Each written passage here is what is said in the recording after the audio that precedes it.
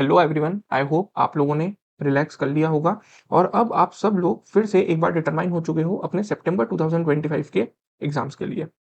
बहुत ज़्यादा टाइम लिए बिना मैं जल्दी से बात करूंगा पेपर 3B जीएसटी। ये सीए इंटर के लिए वीडियो है जो कि अपना सितंबर 25 अटेम्प्ट देने जा रहे हैं। पेपर 3B जीएसटी आपका 50 मार्क्स का आता है। थोड़ी सी बेसिक बात करें, ये बात आप सब लोगों को पता होगा, फिर भी क्या होता है, इससे क्लैरिटी आती है दिमाग में। बेसिकली यदि मैं टैक्स के पेपर की बात करूं, पेपर 3 की, तो टैक्स के पेपर में दो पार्ट्स होते हैं। एक इनकम टैक्स का पार्ट। मैं यहाँ बात करने वाला हूँ आप सब लोगों के साथ जीएसटी के पेपर की। जीएसटी का पेपर आपका 50 मार्क्स का होता है। उसमें दो कंपोनेंट्स होते हैं, एक डिस्क्रिप्टिव एक एमसीक्यू। डिस्क्रिप्टिव में क्वेश्चन 5, जो जिसका फर्स्ट पार्ट 10 मार्क्स का होता है, सेकंड 5 मार्क्स का। क्वेश्चन 6 जिसमें दो कंपोनेंट्स 5-5 नंबर के होते हैं। क्वेश्चन 7 जिसमें दो क्वेश्चन अगेन 5-5 नंबर के। और क्वेश्चन 8 जिसमें 5 number, 2 number, 3 number, 5 number, basically 15 number का क्वेश्चन होता है। बट इसमें आपको मिलता है इंटरनल ऑप्शन। क्या मिलता है आपको? Internal option. मतलब इस 15 नंबर में से आप कोई भी 10 नंबर का क्वेश्चन सॉल्व कर सकते हो। ठीक है। क्वेश्चन 5 जो है, जो फर्स्ट क्वेश्चन है, वो कंपलसरी क्वेश्चन होता है। ओके, 15 नंबर का। क्वेश्चन 6, 7, 8, इन तीन में से कोई भी दो क्वेश्चन आपको सॉल्व करने होते हैं। तो टोटल हमारा डिस्क्रिप्टिव पार्ट बनता है 35 मार्क्स का। ठीक है। अब हम यदि एमसीक्यू पे आ जाए, तो एमसीक्यू दो तो केस सिनेरियोज होते हैं जिसमें आपको बड़ी सी केस स्टडी पढ़नी पड़ेगी और फिर क्वेश्चन सॉल्व करने पड़ेंगे। जनरली तीन क्वेश्चंस की केस सिनेरियो होती है। दो दो नंबर के तीन क्वेश्चन होते हैं। ऐसी दो केस सिनेरियो होती है 6-6 नंबर की। और दो इंडिविजुअल एमसीक्यू होते हैं। एक थोड़ा बड़ा एमसीक्यू होता है 2 नंबर का, और एक 1 लाइनर 2 लाइनर एमसीक्यू होता है, सिंपल कॉन्सेप्ट बेस्ड 1 नंबर का। तो ऐसे करके 15 नंबर का आपका एमसीक्यू का पार्ट बनता है। टोटल आपका 50 मार्क्स का आपका जीएसटी का पेपर आता है। ठीक है। अब मैं आपसे थोड़े आगे की बात करूं। चलिए, अब मैं कुछ जरूरी बात करने जा रहा हूं जिसको देख के आप लोग आए भी होंगे। सीए इंटर जीएसटी का पास्ट पेपर एनालिसिस क्या बोलता है। अच्छा, मैंने आप पे जो एनालिसिस करके रखा है वो नवंबर 22 से मई 25, 7 अटेम्प्ट्स का किया है। कितने अटेम्प्ट्स का? 7 अटेम्प्ट्स का। बट मई 24 से न्यू सिलेबस आ गया है। ठीक है, तो अब पेपर पैटर्न भी चेंज हो गया है ना। तो अब हम उसके हिसाब से बात करते हैं। चलिए, सबसे पहले मैं आपको बताऊं, जो येलो कलर्ड पार्ट है उसको, वो प्रैक्टिकल पार्ट है, लॉजिकल पार्ट है। जीएसटी में जो कॉन्सेप्चुअल पार्ट है वो ये है। और जो ग्रीन पार्ट है वो कंप्लायंस थ्योरेटिकल पार्ट है। ठीक है। आई होप आप सब लोग देख के आ रहे हैं, आप सब लोग पढ़ के आ रहे हैं जीएसटी, है ना। चलो, अब हम आगे की बात करें। पहला क्वेश्चन, क्वेश्चन 5, यदि आपको याद हो मैंने ऊपर बताया था, क्वेश्चन 5 का जो ए पार्ट होता है 10 मार्क्स का, वो होता है कॉम्प्यूटेशन का। कॉम्प्यूटेशन ऑफ जीएसटी लाइबिलिटी के क्वेश्चन के लिए ना आपको पूरा जीएसटी आना चाहिए। और ये चार जो चैप्टर्स हैं, value of supply, RCM, ITC, exemption, ये चार तो तबियत से आने चाहिए, क्योंकि इन चार में तो घुस के बनता है ये क्वेश्चन। बाकी इसके अलावा time of supply, supply, place of supply, tax invoice, returns, in chapters के भी कहीं ना कहीं क्वेश्चन 1 जो कंप्यूटेशन है उसमें कहीं ना कुछ छोटी छोटी ट्रिक्स दे सकते हैं। ठीक है। तो कंप्यूटेशन ऑफ जीएसटी लाइबिलिटी के लिए आपको मेनली ये चार चैप्टर तो बहुत अच्छे से आना चाहिए। और सर, कंप्यूटेशन का क्वेश्चन हर अटेम्प्ट में, क्वेश्चन 5th ए मतलब कंपलसरी क्वेश्चन 10 मार्क्स का होता ही है। तो आप ये समझो, जो आपका 35 मार्क्स का डिस्क्रिप्टिव पेपर है ना, अब उसमें 25 मार्क्स का ही पढ़ना है। क्योंकि 10 नंबर के लिए तो आपको ये पूरा जीएसटी का पढ़ना ही है, ये 10 नंबर तो वही आने वाला है। ठीक है। इसके बाद मैं आगे की बात करूं, तो मैंने ना एक चीज देखी है, डेफिनेशंस में दो डेफिनेशंस बहुत इंपॉर्टेंट है। इस इन दो डेफिनेशंस में पहले अटेम्प्ट्स में क्वेश्चन डायरेक्टली पूछे हैं। एक आपका एग्रीगेट टर्नओवर और दूसरा कंसिडरेशन। खैर, मैं मानता हूं इसके अलावा गुड्स और सर्विसेज, ये दो डेफिनेशंस भी बहुत अच्छे से पढ़ लेना। एमसीक्यू में क्वेश्चंस इनसे रिलेटेड भी आ सकते हैं। ठीक है। उसके बाद मैं इंट्रोडक्शन टू जीएसटी की बात करूं, तो जब से न्यू सिलेबस आया है मई 24 से, पिछले 3 अटेम्प्ट से 3-3 नंबर के क्वेश्चंस देखे जा रहे हैं। सप्लाई की बात करूं, सप्लाई भी अच्छा वेटेज रख रहा है। अब देखिए, यदि आप लोग बिना एनालाइज करे ये पास पेपर के हिसाब से पढ़ लेंगे, तो आरसीएम ना बहुत सारे बच्चे छोड़ के जाएंगे। बट मैं आपको, ऐसा कोई जीएसटी का पेपर नहीं बनता जिसमें आरसीएम हो ही ना, ना इंटर लेवल पे ना फाइनल लेवल पे। या तो कंपटीशन में आएगा, नहीं तो स्टैंड अलोन क्वेश्चन आएगा, नहीं तो एमसीक्यू तो 100% आएगा। आरसीएम बहुत इंपॉर्टेंट चीज है। तो आरसीएम तो आपको पढ़ना ही है। फिर मैं कंपोजिशन स्कीम की बात करूं, तो हाँ, यहाँ थोड़ा सा कम पेपर वेटेज देखा गया है। बट यदि हम केस सिनेरियो बुकलेट की बात करें, तो वहां पे कंपोजिशन के बहुत सारे क्वेश्चन हैं। ठीक है। टाइम ऑफ सप्लाई पे भी थोड़ा सा कम देखा गया है, बट अगेन इसको कंप्यूटेशन में पूछा जा सकता है, और इसके भी आपके केस सिनेरियो बुकलेट मतलब एमसीक्यू में अच्छे क्वेश्चंस है। ऑल दो टाइम ऑफ सप्लाई में एक अमेंडमेंट भी है। वैल्यू ऑफ सप्लाई की बात करें तो अगेन कंपटीशन के लिए बहुत इंपॉर्टेंट है आईटीसी। आईटीसी तो मोस्ट इंपॉर्टेंट, आईटीसी के बिना तो कुछ हो ही नहीं सकता। आपका कंपटीशन के क्वेश्चन में आईटीसी तो होना ही होना है 100%। ठीक है, एग्जाम्शन की बात करूं, एग्जाम्शन स्टैंड अलोन बहुत पूछा जा रहा है, फिर प्लेस ऑफ सप्लाई भी बहुत पूछा जा रहा है। ठीक है, अब मैंने ना अभी तक आपके साथ सिर्फ येलो पार्ट डिस्कस किया है ना, और मैं आपको एक चीज बहुत अच्छे से बोल सकता हूं कि अब ना कोई पर्टिकुलर पेपर पैटर्न नहीं है, कहीं से कुछ भी कितने भी वेटेज का आ सकता है। तो बिल्कुल ऐसा कोई हार्ड एंड फास्ट रूल नहीं है कि इस अटेम्प्ट में ये आ गया है तो अब नेक्स्ट अटेम्प्ट में नहीं आएगा, नहीं। तैयारी ना अब इंस्टीट्यूट बोल रही है कि बेटा अब तो पूरा ही पढ़ के आओ, क्योंकि मेरा कोई भरोसा नहीं मैं कहां से क्या पूछूंगी। अब मैं ग्रीन वाले पार्ट पे आऊं, कंप्लायंस पार्ट, थ्योरेटिकल पार्ट। तो रजिस्ट्रेशन आता है, टैक्स इनवॉइस से तो हर अटेम्प्ट में आ रहा है, नवंबर 23 के बाद हर अटेम्प्ट में आ रहा है। टीडी पेमेंट ऑफ टैक्सेस पिछले 2 अटेम्प्ट्स में नहीं आया था, इस May 25 गए अटेम्प्ट में फिर से पूछा है। टीडीएस टीसीएस पिछले 2 अटेम्प्ट से नहीं आया, तो हो सकता है इस अटेम्प्ट में आ जाए। ईवे बिल भी पूछा जा रहा है। अब देखो मैं आपको बताता हूं, अकाउंट्स रिकॉर्ड्स इन 3 अटेम्प्ट में, इन 4 अटेम्प्ट में नहीं आया। बच्चों ने सोचा होगा अकाउंट्स रिकॉर्ड्स नहीं पूछते, छोड़ो। फिर जब आया तो 10 नंबर का आ गया, है ना। तो पहले और अभी में ना यही डिफरेंस है, अब पेपर पैटर्न ऐसा बनाने लगा है इंस्टीट्यूट की कहीं से कुछ भी पूछ सकता है, और जो चीज आपको यहां नहीं दिख रही है हो सकता है वो एमसीक्यू में पूछ ले। तो सर करना क्या है भाई, सिंपल एक चीज करनी है, सब पढ़ के जाना है। आप कुछ चीज नहीं छोड़ सकते हो, आप थोड़ा बहुत ऐसे छोड़ सकते हो कि एग्जाम्शन में आपने एक एनालिसिस कर लिया कि यार ये तो बहुत ही इंपॉर्टेंट एग्जाम्शन है, ये तो पढ़ ही लो। क्योंकि एग्जाम्शन बड़ा चैप्टर है और मुझे पता है हर बच्चे को उससे डर लगता है।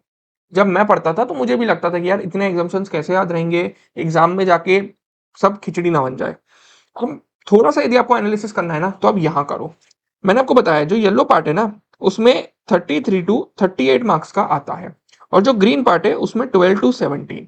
अब मजे की बात पता है क्या है, जब येलो पार्ट में से 33 का आता है ना तो ग्रीन पार्ट में से 17 का आता है, और जब येलो पार्ट में से 38 का आता है ना तो ग्रीन पार्ट में से 12 का आता है। और ये ना अल्टरनेट अटेम्प्ट में चेंज होता है, ऐसा देखने मिला है, अगेन कोई गारंटी नहीं है इस बात की। अब आपका जो May 25 वाला, चलो अपन May 24 से चलते हैं, आप लोग कैलकुलेटर लेके बैठना।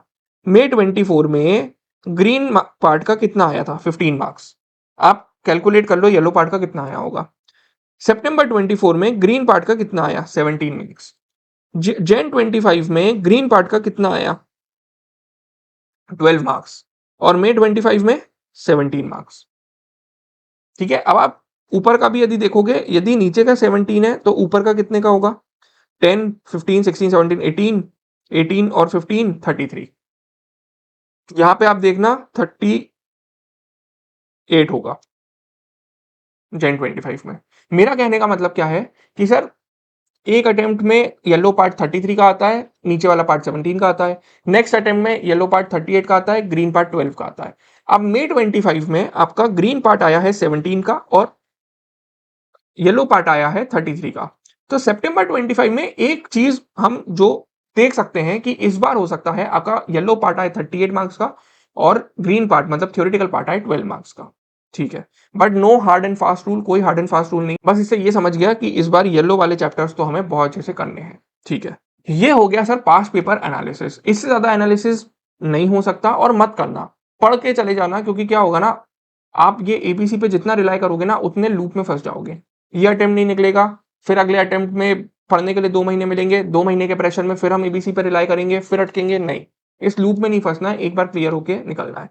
और इसी चीज के लिए मैं लाया हूं आप सब लोगों के लिए एक सीरीज। इस सीरीज का नाम है जीएसटी 40+, जिसमें हमारा टारगेट है कि हम 40+ स्कोर करें। ठीक है, ये एक सेल्फ स्टडी सीरीज है। आप सब लोग यदि आप 2 महीने बाद पेपर दे रहे हैं और कल आपका रिजल्ट नेगेटिव आया है, मतलब आप लोगों ने कोचिंग कर ली है, ये आपकी एक सेल्फ स्टडी सीरीज है। तो सर आपका काम क्या रहेगा, अब देखो मैं आपको पूरा अच्छे से समझाता हूँ। ये जीएसटी 40+ सीरीज में 2 अल्टरनेटिव्स आपको मिलेंगे, एक 10 डेज का और एक 15 डेज का। एक मैंने प्लान बनाया है 10 डेज प्लानर और एक 15 डेज प्लानर। देखो कुछ बच्चे होते हैं जो ना जल्दी पढ़ लेते हैं और कुछ होते हैं जिनकी स्पीड थोड़ी स्लो होती है। ठीक है, तो मैं दोनों के लिए ही ये सीरीज लाया हूं, एक के लिए 10 डेज, एक के लिए 15 डेज। ऑफ कोर्स 10 डेज में आपको टॉपिक पढ़ने के लिए टाइम कम मिलेगा, 15 डेज में आपको टॉपिक पढ़ने के लिए टाइम ज्यादा मिलेगा। ठीक है, अच्छा अब मेरे को ना 10 डेज मतलब ऐसा नहीं है कि पूरे 10 दिन दे दो, नहीं, मेरे को आपके चाहिए दिन के 5 घंटे। मैं 3 स्लॉट्स बनाऊंगा, 2-2 घंटे के 2 स्लॉट और 1 घंटे का थर्ड स्लॉट। और इस स्लॉट के हिसाब से हम पढ़ाई करेंगे। ठीक है, अब मैंने प्लान के हिसाब से किया है कि आपका 90% प्लस पोर्शन खत्म हो जाए, इसी के साथ ही आपके क्वेश्चंस भी हो जाए और लास्ट डे पे आप एक मॉक टेस्ट भी लिख सको। मेरा इस पूरे उसमें पार्टिसिपेशन इतना रहेगा कि मैं आपको प्लान बनाऊंगा, उसके बाद हम 10 दिन 15 दिन आमने सामने बैठेंगे, मैं आपको बिल्कुल जैसे ही घड़ी में टाइम बजेगा मैं आपको बताऊंगा कि चलो पढ़ने बैठो, सप्लाई टॉपिक 2 घंटे बाद उठेंगे। ठीक है, 2 घंटे बाद फिर जो नेक्स्ट स्लॉट रहेगा उसमें मैं आपको आपका टारगेट दे दूंगा, सप्लाई के क्वेश्चंस कब करना है वो टाइम मैं आपको बता दूंगा। ठीक है, तो मैंने एक पूरा प्लानर बनाया हुआ है, बस आपको मेरे साथ बैठना है। और अब इसका ऑब्जेक्टिव क्या है? इसका ऑब्जेक्टिव बहुत क्लियर है। जो हमारा अटेम्प्ट लगता है ना, सबसे पहले हमसे फिर से वो बुक्स उठाते नहीं बनती। हमें लगता है कि यार हमने पिछली बार भी इतनी मेहनत करी थी, नहीं निकले, क्या क्या भरोसा। तो हमें ना एक डिसिप्लिन सेट करना है, हमें एक टाइम सेट करना है चीज को पढ़ने का। यदि हम टारगेट रख रहे हैं कि भाई 15 दिन में जीएसटी खत्म करना है तो करना है, 15 डेज को 30 डेज में कन्वर्ट नहीं करना है, क्योंकि सर हमारे पास टोटल डेज ही 55 है ना। तो ये सिर्फ एक डिसिप्लिन के लिए एक सीरीज लाया हूं मैं, जिसमें आप मेरे साथ बैठोगे, मैं बिल्कुल आपके ऊपर डंडा रखूंगा कि भाई 2 घंटे में आपको ये टॉपिक पढ़ना है, इसके बाद 2 घंटे में ये टॉपिक पढ़ना है, अब 1 घंटे में ये टॉपिक पढ़ना है, फिर हम कल मिलेंगे, कल मैं आपको बताऊंगा कि चलो कल जो पढ़ा था उसके क्वेश्चंस कर लो। और मैं ऐसे ही करने वाला हूँ, मैं ऐसा नहीं है कि पहले 2 घंटे में टॉपिक पढ़ाया अगले 2 घंटे में क्वेश्चंस कराए, नहीं। क्या होता है ना, जब आप कोई भी कॉन्सेप्ट आज पढ़ते हो और क्वेश्चंस 1-2 दिन बाद करते हो तो आपका 2 रिवीजन हो जाता है। पता है क्या होता था, जब मैं सीए करता था ना, बहुत सारे लोग बोलते थे कि यार हमारे तो ना इस बार 4 रिवीजन हो गए एग्जाम के पहले। मैं सोचता था मेरा तो एक भी नहीं हुआ। बाद में मुझे समझ में आया कि लोग 4 रिवीजन कैसे करते हैं। पहले रिवीजन में कॉन्सेप्ट पढ़ते हैं, सेकंड में क्वेश्चन सॉल्व करते हैं, थर्ड एक बार आखिरी में एक सुपर फास्ट रिवीजन कर लेते हैं जिसमें 1 दिन रखते हैं और उसमें सिर्फ इंपॉर्टेंट कॉन्सेप्ट्स जिसमें उनको दिक्कत आती है वो पढ़ते हैं। और फोर्थ रिवीजन हो जाता है एग्जाम के 1.5 दिन पहले, है ना। तो मैंने कोशिश करी है कि मैं जो अपना सीए पढ़ते समय जो मेरे को अभी तक एक्सपीरियंस मिला है, कैसे पढ़ना चाहिए, क्या करना चाहिए, वो सब आपके साथ यहाँ पे शेयर करूं और उसी हिसाब से आपको एक प्लान बना के दूं। अब यदि आपको ये अब यदि आपको ये सेल्फ स्टडी सीरीज ज्वाइन करनी है तो आपको क्या करना है, आपको करना है व्हाट्सएप। किस नंबर पे? इस नंबर पे आपको करना है व्हाट्सएप जीएसटी 40+। क्या व्हाट्सएप करना है? Sir GST 40+। तो मैं समझ जाऊंगा कि आप ये सीरीज के लिए आए हो। आज 7 तारीख हो रही है, मेरे को आप 2 दिन का समय देना, मैं आपको ग्रुप में ऐड कर दूंगा और 9 तारीख को मैं आपके साथ डिस्कस करूंगा। ये सीरीज स्टार्ट होगी 21 जुलाई से। सर 21 जुलाई तक क्या करना है भाई? इनकम टैक्स करना है। 3B, बी का मतलब होता है ये आपका बी पार्ट रहेगा, ए पार्ट रहेगा इनकम टैक्स। तो इनकम टैक्स पढ़ के आना, और मैं आपसे दिन में ना 5 घंटे लेने वाला हूं। अब यदि आपको पास होना है इस बार इंटर के एग्जाम, तो दिन में 10 घंटे पढ़ना पड़ेगा। 5 घंटे ये पढ़ रहे हो, 5 घंटे कुछ और पढ़ना। ठीक है, पहली बात। दूसरी बात, सर क्या इनकम टैक्स पढ़ ले? नहीं, मेरा जो हमेशा पढ़ाई का उसूल रहा है, मैं कभी भी इनकम टैक्स और जीएसटी एक साथ नहीं पढ़ता। क्यों? दोनों में पेनल्टीज होती थी, चलो इंटर लेवल पे इतनी नहीं है। दोनों में ड्यू डेट्स होते हैं, दोनों में प्रोविजन होते हैं। इनकम टैक्स की मैं वहां ना कर दूं और जीएसटी का यहां ना कर दूं। करेक्ट। तो बहुत अच्छा मौका है, अभी इनकम टैक्स पढ़ो, 21 तारीख से फिर हम जीएसटी पढ़ेंगे, है ना। अब आपको इस सेल्फ स्टडी सीरीज जीएसटी 40+ की पूरी डिटेल्स जब आप मेरे को व्हाट्सएप करोगे तो मैं आपको 2 दिन के अंदर अंदर दे दूंगा। बहुत अच्छे से ड्राफ्ट करूंगा। मकसद सिर्फ एक ही है। क्या? मकसद सिर्फ इतना सा है कि भाई इस अटेम्प्ट के गम में ऐसा ना हो कि सितंबर भी निकल जाए, तो आप लोगों का एक डिसिप्लिन बैठ जाए, उस डिसिप्लिन में आप पढ़ लो। सर आखिरी चीज बता दो, कॉस्ट क्या है? कॉस्ट है नील। क्यों? क्योंकि मैं दे क्या रहा हूं, मैं तो कुछ भी नहीं दे रहा ना। पढ़ना आपको है, आपको रिवीजन लेक्चर देख के पढ़ना है, आप यूट्यूब पे चले जाओ। आपको कुछ क्लास खरीदनी है, आप खरीद लो बिंदास। आपको सेल्फ स्टडी करनी है, आप सेल्फ स्टडी कर लो। आपको जैसे पढ़ना है वैसे पढ़ो, मैं कुछ भी नहीं दे रहा हूँ। मैं आपको क्या दे रहा हूँ? प्लान दे रहा हूँ। प्लान के अलावा मैं क्या दे रहा हूँ? मैं उन 10 दिन 15 दिन आपके साथ बैठूंगा, आप अपना पढ़ाई करोगे, मैं अपना काम करूंगा, बस हम आमने सामने रहेंगे। हम स्लॉट्स बिठा लेंगे, हर 2 घंटे में मैं आपको याद दिलाऊंगा कि बेटा ये टॉपिक अब तक हो जाना था, बेटा ये टॉपिक अब तक हो जाना था। बस मेरा काम सिर्फ इतना है, मेरा काम सिर्फ आपको डिसिप्लिन में लाने का है और आपका जीएसटी का कोर्स खत्म करने का। इसी के साथ मैं इस बात को यहीं खत्म कर रहा हूं। यदि आपको एनरोल करना है, आप इस नंबर पे व्हाट्सएप करना जीएसटी 40+। आगे की बात 2 दिन बाद मैं आपको आपके व्हाट्सएप नंबर पे बता दूंगा। इसी के साथ यदि आप इसका स्क्रीनशॉट लेना चाहते हैं तो इसका स्क्रीनशॉट ले लीजिए। ठीक है, ये पता है कब काम आता है? ये काम आएगा आपको एग्जाम के 1.5 दिन पहले, जब आपकी स्पीड स्लो रहेगी, आपको समझ में नहीं आएगा कि यार हो नहीं रहा तो अब क्या करूं। तो पहले ना हम इसमें से पढ़ना चालू करेंगे, पहले इंपॉर्टेंट येलो येलो वाला पार्ट पढ़ेंगे, है ना। चलो इसी के साथ टाटा बाय बाय, मिल रहे हैं सीरीज। और एक बात, इस चैनल को आप सब्सक्राइब कर सकते हैं। उससे क्या होगा? उससे ये होगा कि आने वाले समय में मैं आरटीपीज, एमसीक्यूज ऐसी वीडियो प्लान कर रहा हूं। इसी के साथ साथ दूसरी चीज, मैं और भी आपके गाइडेंस के लिए वीडियोस लाऊंगा कि आप कैसे पेपर में पास हो सकते हैं। ठीक है, थैंक यू।